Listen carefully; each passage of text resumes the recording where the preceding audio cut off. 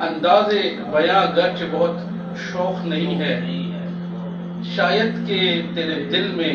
اتر جائے میری بات۔ تو حاضرین محفل، یہ جو تصوف ہے، یہ جو طریقت ہے، یہ جو معرفت ہے، اس کا جو محور ہے وہ یہ دل ہے۔ وہ کہتے ہیں نا کہ زبان بھی دیا لا الہ تو کیا حاصل، دل و نگاہ مسلمان نہیں تو کچھ بھی نہیں۔ اس قلب کی جو صفائی ہے، اس صفائی کا کرنا ہی انسان کو اس مقام پر پہنچاتا ہے کہ انسان اس صراط مستقیم پر چل کر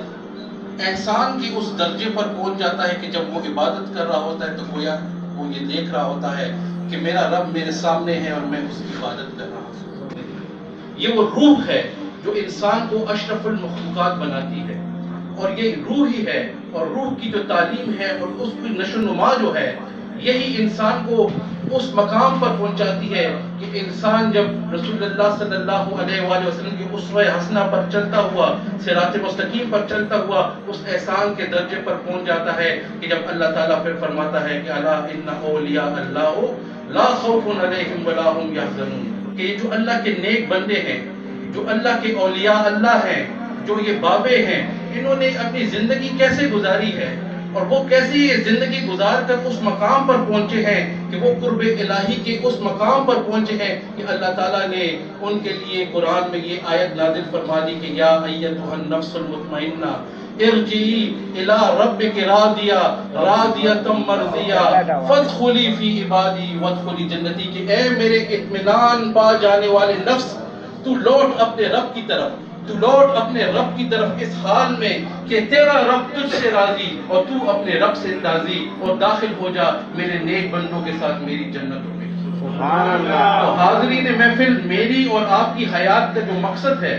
وہ مقصد یہی ہے کہ ہم نے وہ قلب مطمئنہ حاصل کرنا ہے، وہ قلب سلیم لے کر اللہ تعالیٰ کے پاس واپس لوٹ کر جانا ہے، اور یہ قلب سلیم اور نفس مطمئنہ حاصل کرنے کے لیے انہی اولیاء کرام نے، انہی بابوں نے یہ جو ساری آستانہ و خانقاہوں کے قیام کیا ہے، اس کا مقصد ہی یہی ہے کہ یہاں پہ وہ روح کی صفائی کی تعلیم دی جاتی ہے۔ یہاں پہ اللہ والے جب مل کر بیٹھتے ہیں، ایک دوسرے کی ڈھال بن کر، ایک دوسرے کے ساتھ مل جل کر عہد کرتے ہیں کہ ہم اللہ کے بندے ہیں اور ہم نے رسول اللہ صلی اللہ علیہ وآلہ وسلم کی شریعت پر چلتے ہوئے، اپنے قلب کی صفائی کرتے ہوئے، اپنے روح کی صفائی کرتے ہوئے اس مقام پر پہنچنا ہے کہ جہاں پہ جب ہم اپنے رب کے سامنے پیش ہوں تو میرا رب فرما دے کہ آ میرے بندے، لوٹ اپنے رب کی طرف اس حال میں کہ میں تجھ سے راضی ہوں اور تو مجھ سے راضی ہوں۔ یہی وہ حقیقت ہے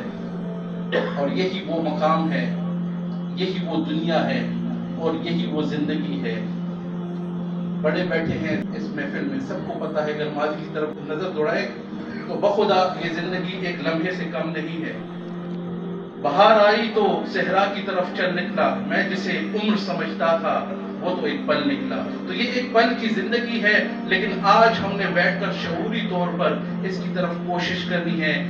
شیخ عبد القادر جیلانی، غوث الاعظم محی الدین عبد القادر جن کا نام ہے، انہوں نے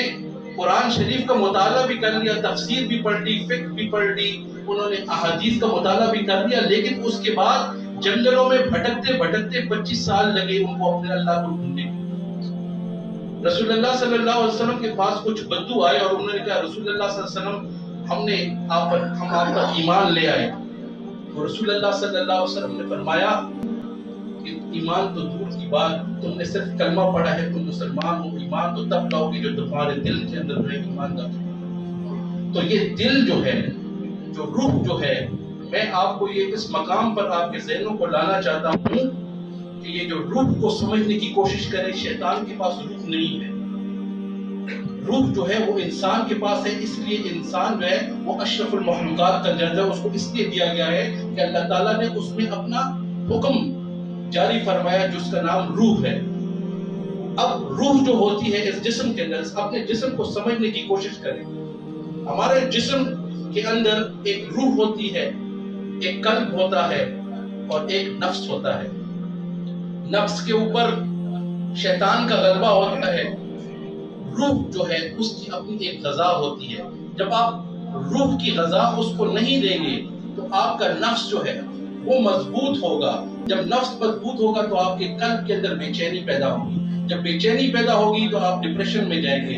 آپ جو ہے بلڈ پریشر کے مریض بن جائیں گے, آپ کو شوگر لاحق ہو جائے گی. لیکن جب آپ اس روح کی جو غذا جب اس کو آپ دیں گے تو روح جب آپ کا مضبوط ہوگا تو آپ کا قلب جو ہے اس میں اطمینان اللہ کی طرف سے داخل ہوگا. جب اطمینان داخل ہوگا تو آپ کا نفس جو ہے وہ کمزور ہوگا اور آپ اپنے الہی کی طرف رجوع کرنے لگ جائیں گے. اور ایسا ایک مقام آئے گا کہ جب آپ اللہ تعالیٰ کی وہ قرب اور آپ کو اللہ تعالیٰ کا وہ قرب نصیب ہوگا کہ اس قرب سے ہی آپ کو حقیقی جو ہے جنت نصیب ہوگی. تو حاضرین محفل, جو روح کی غذا کیا ہے؟ جب حضرت یونس علیہ السلام مچھلی کے پیٹ میں تھے تو انہوں نے اللہ تعالیٰ سے ایک دعا کی. اللہ تعالیٰ نے ایک مقام پر قرآن شریف میں یہ فرمایا, حضرت یونس علیہ السلام ساری زندگی مچھلی کے پیٹ میں پڑے رہتے اگر وہ اللہ کے ذاکر نہ ہو, اللہ کا ذکر کرنے والے نہ ہو. تو یہاں سے ہمیں یہ بات پتہ چلتی ہے کہ جو اللہ کا ذکر ہے یہی اس روح کی غذا ہے.